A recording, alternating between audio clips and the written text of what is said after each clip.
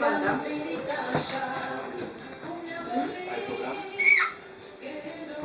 fac băieții? Fuga după Cristi!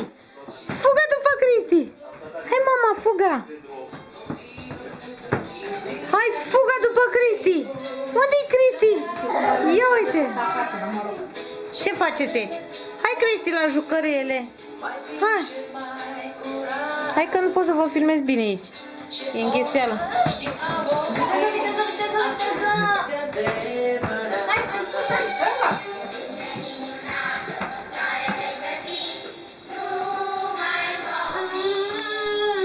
Ia îmbrățișează-l pe Cristi. Repede, du-te și îmbrățișează-l.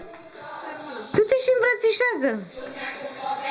Du-te și îmbrățișează-l pe Cristi. Fugi, fugi, fugi, fugi, fugi și îmbrățișează-l pe Cristi. Hai. Hai. Hai că nu filmezi nimic, dacă...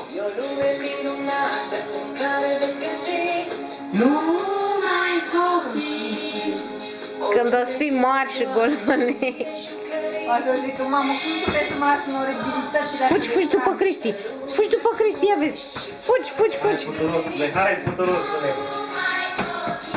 Ia uite ce râde, banditele.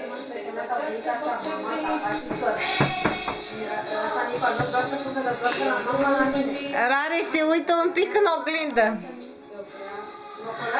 Hai, Rareș. Te pupi? Te pupi în oglindă? Hai, nu fi rău.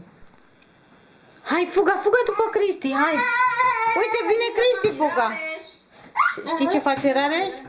Stă puțin, se uită în oglindă, a mai înaintat, iar s-a întors să se uită. Ai gura plină, nu e așa? Cristi, strigă-l pe Rareș. Rareș! Dar tare, mami, tare! Hai, fuga după Cristi. Hai, hai, hai, că dacă fac lung filmul, nu mai se încarcă pe YouTube. Hai, hai, hai, hai.